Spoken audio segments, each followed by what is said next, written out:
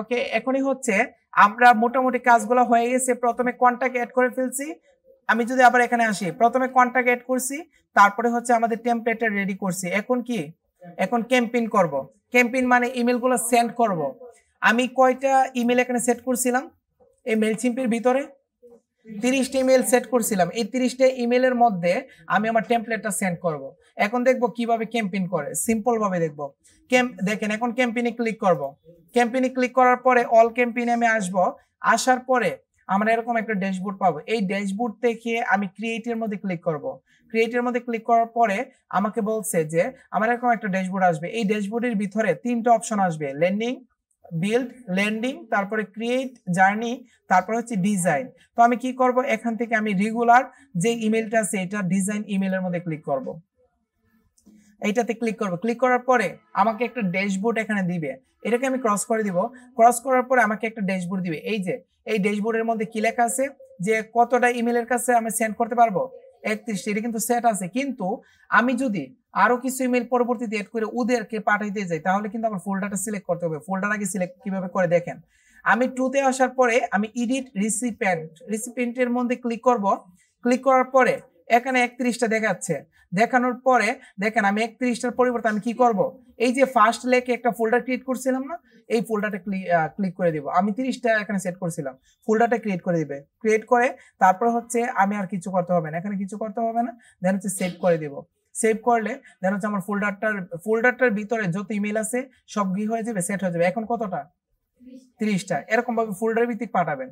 আপনার এটা দেখেছিল সবগুলো একসাথে যাবে, কিন্তু আমার সবগুলোর দরকার নাই।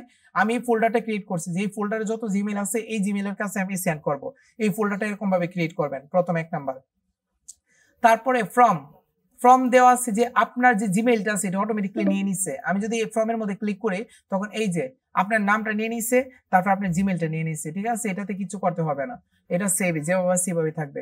তারপরে লেখা আছে সাবজেক্ট, আপনি যে ওনাকে পাঠাবেন দেন ওনাকে কি মেসেজটা লিখবেন, উপরে কি মেসেজটা থাকবে। এখানে কিন্তু ডেমোটা দেখাচ্ছে, হয়তোবা নেটের কারণে দেখা যাচ্ছে না কিভাবে সবার সামনে যাবে আমার মেইলটা। তো আমি একটা কাজ করি, আমি সাবজেক্টের এডিটে ক্লিক করি। এডিটে ক্লিক করার পর আমাকে বলছে যে আপনি এখানে সাবজেক্ট লেখেন। আমি এখানে সাবজেক্ট লিখে দিব বেস্ট ল্যাপটপ ইন ইউএসএ। দেওয়ার পরে তারপর আমি সেভ করে দেব। সেভ করার পরে তারপর আমার সাবজেক্ট কিন্তু সেট আপ হয়ে গেছে। এই যে সাবজেক্ট সেট আপ হয়ে গেছে, এখানে খুব সুন্দরভাবে দেখাবে যাদেরকে মেইল পাঠাবো। তারপরে লেখা আছে সেন্ড টাইম। সেন্ড টাইমের ভিতরে হচ্ছে আমি কোনো কিছু এডিট করব না। কি কারণে? কারণ এখানে বলছে শিডিউল দিতে পারেন, তোমার শিডিউলের দরকার নাই, আমি ইনস্ট্যান্ট পাঠাবো, এই কারণে সেন্ড টাইমের ভিতরে থাকবে। তারপরে লাস্ট কন্টেন্ট মানে হচ্ছে আমি এখানে ক্লিক করলে আমার যে টেমপ্লেটটা আছে ওই টেমপ্লেটটা আমি সিলেক্ট করব। দেখেন আমি এখানে টেমপ্লেটে আসার পরে আমাকে কি বলতেছে, আমাকে এখানে টেমপ্লেট দিয়েছে যে আপনি টেমপ্লেট কোনটা নেবেন। তো আমি তো অলরেডি ডিজাইন করে রাখছি। তো আমি কি করব, এই যে বাম পাশে সেভড টেমপ্লেটের মধ্যে ক্লিক করব। এখানে যদি সেভের মধ্যে ক্লিক করে এই টেমপ্লেট আমি রেডি করছিলাম, তো এই সেম টেমপ্লেটে আসার পরে অ্যাপ্লাই এ ক্লিক করব। অ্যাপ্লাই ক্লিক করার পরে এবং সেভ এন্ড এক্সিটে ক্লিক করব। সেভ এন্ড এক্সিটে ক্লিক করে এই টেমপ্লেটে নিয়ে নিবে। এই টেমপ্লেটে দেখেন নিচে নিয়ে নিচ্ছে, এই যে টেমপ্লেটে নিয়ে নিচ্ছে। এখন কারো কাছে মেইল পাঠালে এরকম ভাবে আপনার মেইলটা যাবে, খুব সুন্দরভাবে টেমপ্লেট আকারে যাবে। অ্যাপ্লাই নাও বাটন আছে।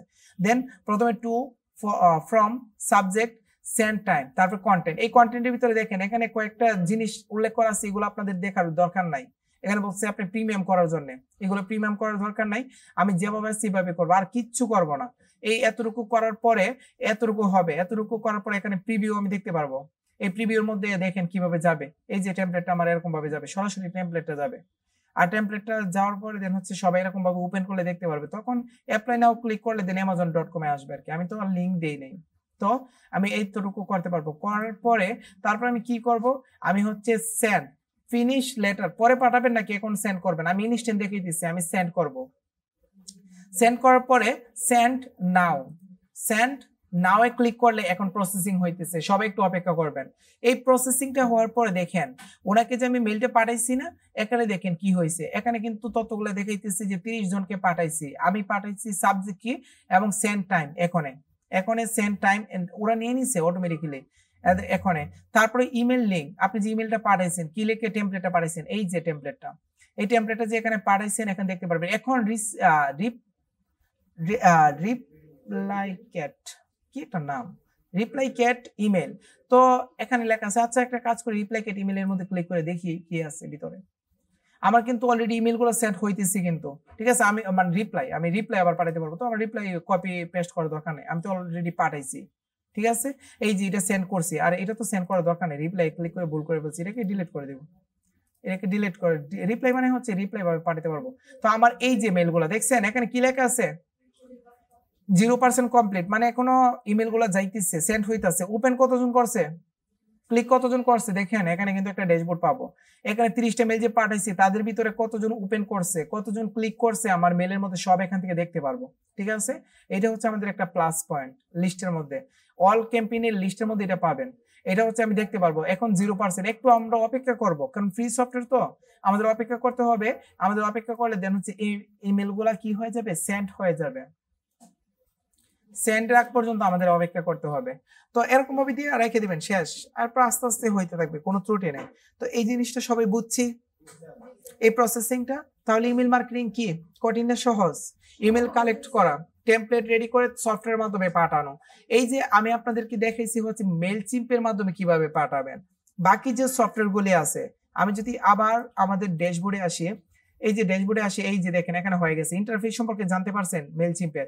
তারপরে সেটআপ, কিভাবে কন্টাক্ট সেটআপ করবে এটা দেখছেন, কিভাবে টেমপ্লেট রেডি করবে, কিভাবে একটা ক্যাম্পেইন রান করবে। আর কিছু আছে, আমি কিন্তু ফুল প্রসেসিংটা এখানে লিখে দিয়েছি। দেন এখানে শেষ, সেন্ড ইন ব্লু সেম। তাহলে আপনারা দেখেন তো, তাহলে এই যে সফটওয়্যারগুলো আমি মেইলচিম্প দিয়ে 30টা পাঠাইছি, 33টার জায়গায় 30টা পাঠাইছি, এরকম ভাবে বাকি সফটওয়্যারগুলো দিয়ে সেম ভাবে পাঠাবেন। কিন্তু আপনার জিমেল কিন্তু এখানে একটাই, দেখেন এই জিমেলের আন্ডারে কি করলাম আমি। এরপরে কি করবো জানেন, এরপরে এটা ড্যাশবোর্ডে আসার পরে এটাকে আমি পিন করে রেখে দিব। পিন করে রেখে দিলে আমার ড্যাশবোর্ডের উপর এখানে সেটআপ হয়ে থাকবে, পিন হয়ে থাকবে। তো এরকম ভাবে একটা জিমেলের আন্ডারে মেইলচিম্প, সেন্ডইনব্লো, এরকম ভাবে 5-6টা কি 7টা সফটওয়্যার সেটআপ করতে পারলে প্রত্যেকদিন প্রত্যেকটা সফটওয়্যারে গিয়ে গিয়ে আমি ইমেলগুলা এখানে দিয়ে তারপর সেন্ড করে দিব, পারবো না? একদম সিম্পল, টেমপ্লেট তো আমার আছেই। তো এটাই হচ্ছে আমার ইমেল মার্কেটিং, বুঝছি সবাই? এটাই হচ্ছে আমাদের ইমেল মার্কেটিং। এরকম ভাবে হচ্ছে আমরা ইমেলগুলো সেন্ড করতে পারবো, এরকম ভাবে ইমেলগুলো সেন্ড করব। আর আজকে আমি আপনাদেরকে ফুলফিল ভাবে দেখাইছি যে আপনাদের মেইলচিম্পের মাধ্যমে কিভাবে মেল পাঠাবেন। এটা হচ্ছে ইমেল মার্কেটিং এর প্রসেস। Thank you.